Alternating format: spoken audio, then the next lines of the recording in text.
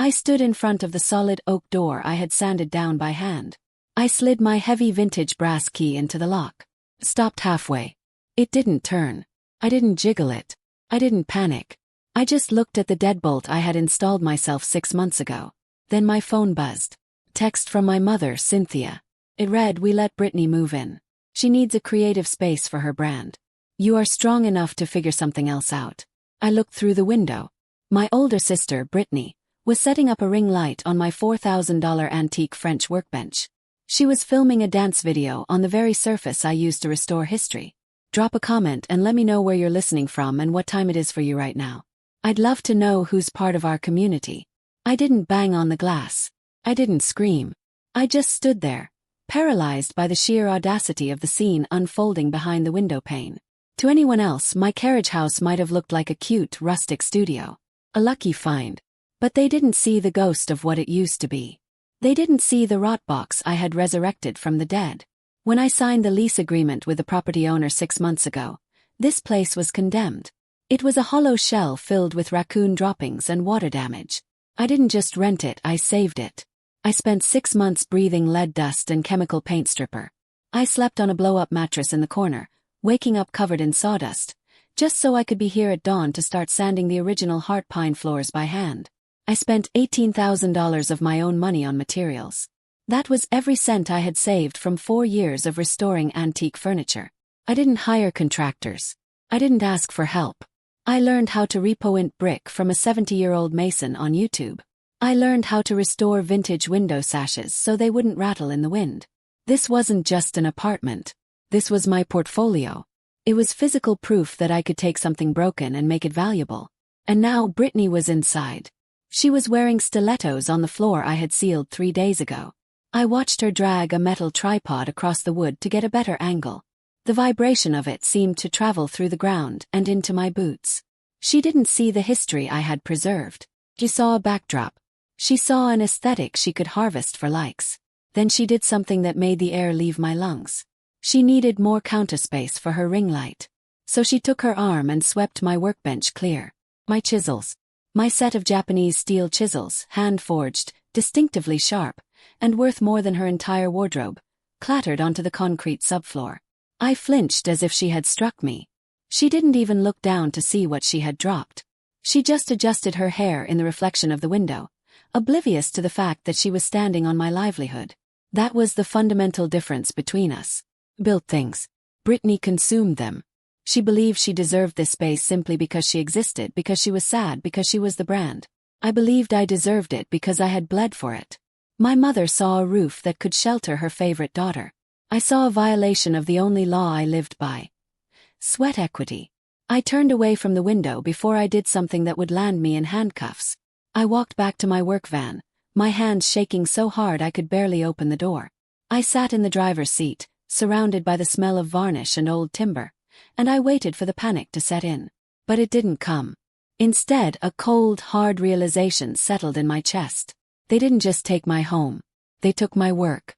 And you don't touch a craftsman's tools. I sat in the driver's seat of my van for 20 minutes. I didn't start the engine. I just stared at the dashboard, watching the dust motes dance in the shaft of sunlight hitting the steering wheel. I asked myself the question any rational person would ask. Why didn't I kick the door down? It was my lease. My name was on the utilities. Legally, I could have walked in there, picked up Brittany's ring light, and thrown it into the yard. But I didn't. I retreated. And the reason tasted like bile in the back of my throat. It wasn't fear. It was training. Since I was 7 years old, my mother, Cynthia, had been programming me with a very specific code. It was the curse of the capable child. Whenever Brittany failed, which was often and spectacular, my mother would turn to me with that exhausted martyr look and say, "Bailey, you're the strong one. You can handle a little less so your sister can have a little more." Competence wasn't my superpower. It was my punishment. If I got straight A's, I didn't need help. If I saved my allowance, I didn't need financial support. If I built a career with my own 2 hands, I didn't need a safety net. Brittany, on the other hand, was weaponized fragility. Her incompetence was a currency that bought her endless chances. My mother had convinced me that my role in this family was to be the shock absorber. I was the load-bearing wall. If I moved, the whole house would collapse. I looked at my hands.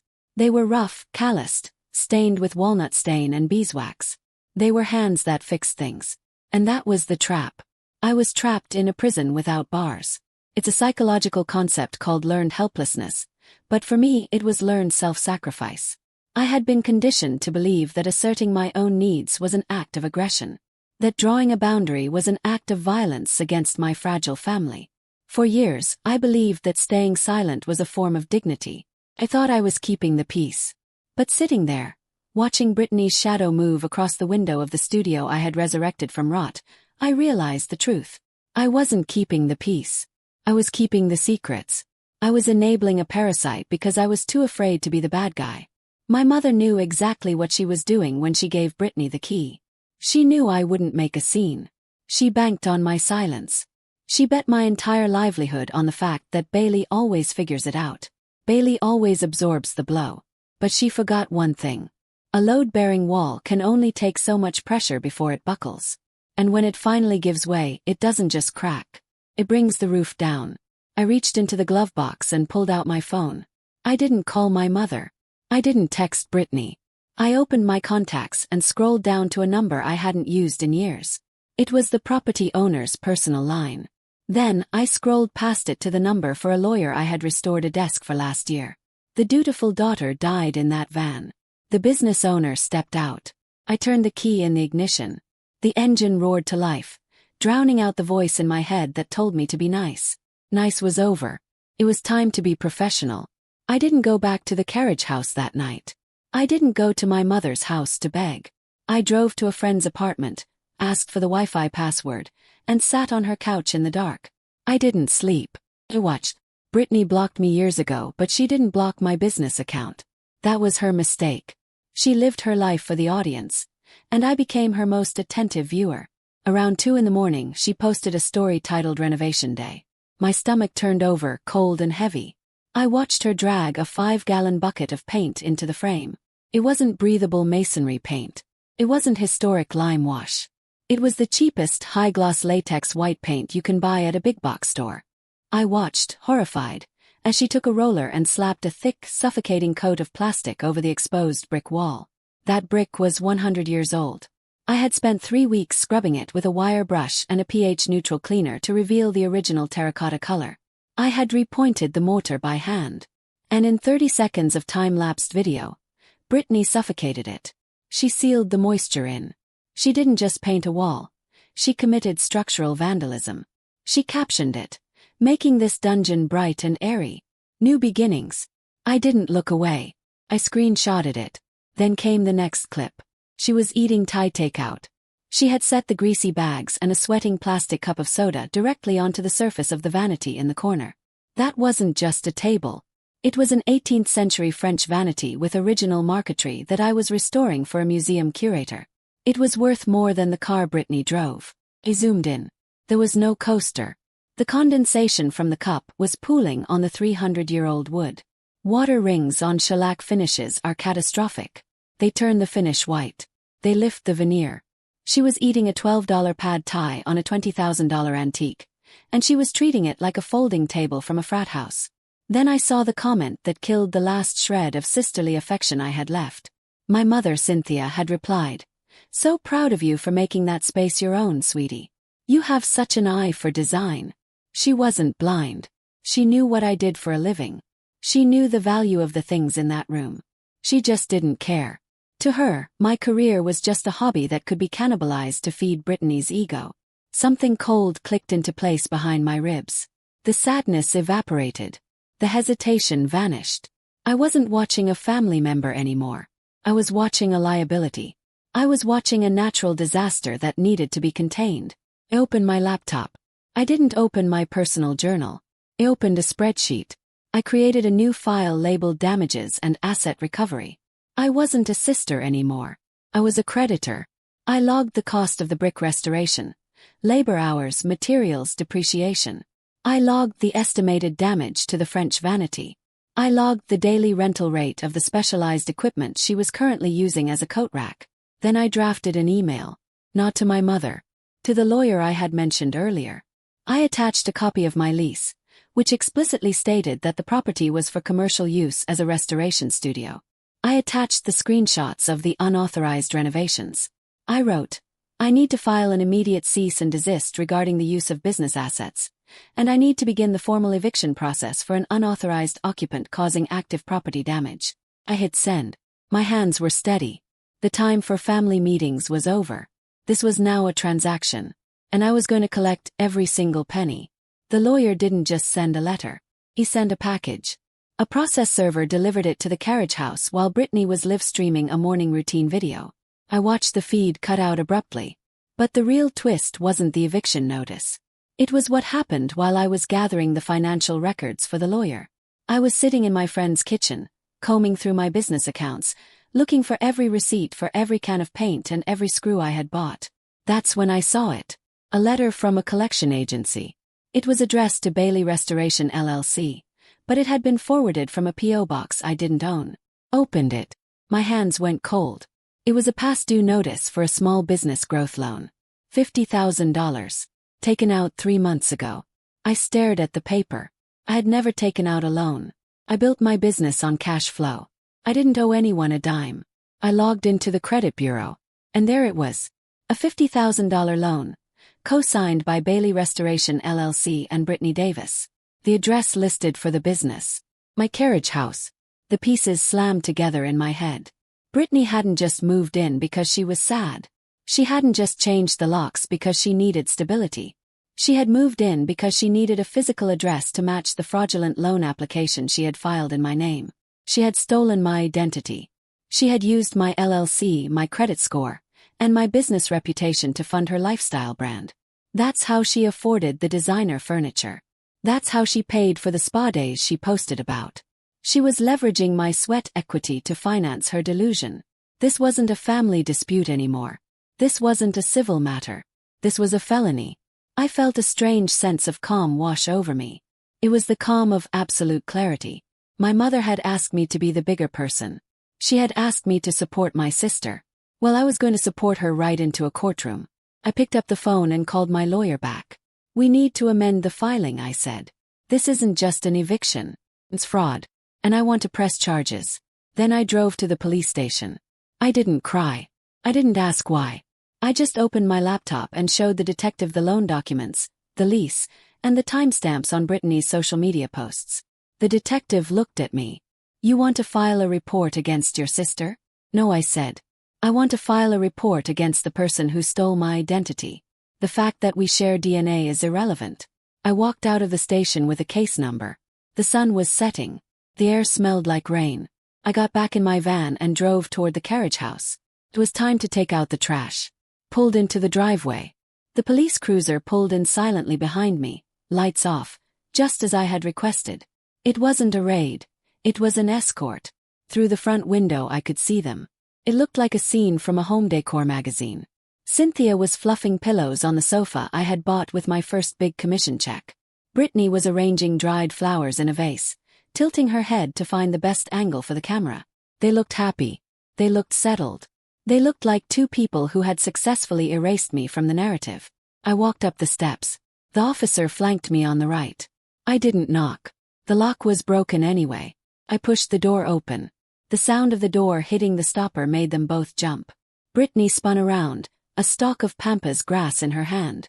When she saw me, her face twisted into that familiar dismissive sneer. "Seriously, Bailey," she scoffed, dropping the flowers. "You brought cops. What are you going to do, arrest me for borrowing a rug? You are so dramatic." My mother, Cynthia, stepped forward, putting herself between me and Brittany. The human shield. "Officers, this is a misunderstanding," she said. Her voice dripping with that reasonable suburban calm she used to smooth over every disaster. "My daughters are just having a disagreement about living arrangements. We were actually just about to call Bailey to discuss a payment plan." "Payment plan," I repeated. My voice was flat. "For the $50,000 loan you took out in my name." The room went dead silent. The air conditioner hummed. Brittany's eyes flicked to the left, a micro-expression of guilt she couldn't hide. "We were going to pay it back," Brittany said, her voice rising, shrill and fast. "Once the brand took off. I just needed seed capital. You have the credit score, Bailey. You weren't using it." It was an investment. It's not an investment, I said. It's identity theft. And it's wire fraud. I turned to the officer. That is Brittany Davis. She is the individual named in the warrant. The officer stepped forward. Ma'am, turn around and place your hands behind your back. The reality of it hit the room like a physical blow. Brittany didn't fight. She didn't run. She just crumbled. It was instantaneous. 1 second she was the arrogant creative director of her own life. The next she was a sobbing child. She slumped against the wall I had painted, wailing for our mother. Watching her collapse, I understood something profound about the nature of people like my sister. It's a concept called the delusion of the empty wallet. Brittany had spent her entire life accumulating the symbols of value, the clothes, the car, the aesthetic, and now my studio, without ever cultivating the substance of value. She believed that having things made her be someone. She thought that if she stood in a carpenter's shop, she became a carpenter. But her power was an illusion. It was a costume rented on credit. When you strip away the props from someone who has no internal foundation, they don't just stand naked. They dissolve. She had no resilience, no grit, no sweat equity to lean on. Her entire identity was a fragile shell held together by my mother's enabling and my money. Now that the wallet was closed, the delusion evaporated. She wasn't a victim, she was just empty. The handcuffs clicked. The sound was metallic and final. Mom, Brittany screamed. Mom, tell them. Tell them it was a loan. Cynthia lunged at me. She grabbed my arm, her fingers digging into my bicep. Her face was contorted, ugly with panic. Bailey, stop this. Right now. You are ruining her life. Over money. Over a mistake. She is your sister. You drop these charges or so help me God. I looked at her hand on my arm. Then I looked at her eyes. For 26 years, those eyes had demanded my submission. They had demanded I set myself on fire to keep Brittany warm. Pulled my arm away. I brushed the spot where she had touched me, as if brushing off sawdust. I didn't ruin her life, I said. The words came out cold, precise, and heavy as a sledgehammer. I'm just restoring the truth. The officers led Brittany out the door. She was still crying, her expensive heels dragging on the floorboards I had sanded by hand. Cynthia stood in the center of the room, staring at me. She looked around at the destroyed brick, the stolen furniture, the wreckage of her golden child's fantasy. You're heartless, she whispered. No, I said. I'm just the landlord. And you're trespassing. I held the door open. Cynthia walked out, sobbing into her hands. I watched them drive away. One in a squad car, one in a luxury SUV she probably couldn't afford. I turned back to the room. It was silent. It was a mess. But for the first time in weeks, the air didn't smell like betrayal. It smelled like work to be done. The sunlight streamed through the broken window, illuminating the swirling dust motes. It was quiet. It was empty. And it was mine. I spent the next 6 months doing what I did best. I restored. I didn't hire a crew. I did it myself. I spent weeks stripping the cheap white latex off the brick, inch by painful inch, until the warm, honest terracotta breathed again. I refinished the floors, sanding away the scuff marks from Brittany's heels. I tracked down my stolen tools, buying replacements when I couldn't. Changed the locks. Not to a key. To a biometric system that only recognized my fingerprint. I blocked Cynthia's number. I blocked Brittany's number. I blocked every flying monkey who tried to tell me I should be the bigger person. And in the silence of that carriage house, I realized something. The most important restoration project I had ever undertaken wasn't a building. It wasn't a piece of furniture. It was me. I had spent 26 years sanding myself down to be smooth and palatable for my family. I had stripped away my own needs to make room for their demands. I had let them paint over my boundaries with their cheap, suffocating guilt. But no more. I was rebuilding my life on a new foundation. One made of self-respect, professional pride, and absolute intolerance for disrespect. I stood in the center of the room. The air smelled of lemon oil and fresh sawdust. It was the smell of honest work. It was the smell of peace. Sometimes we are taught that cutting off family is an act of violence.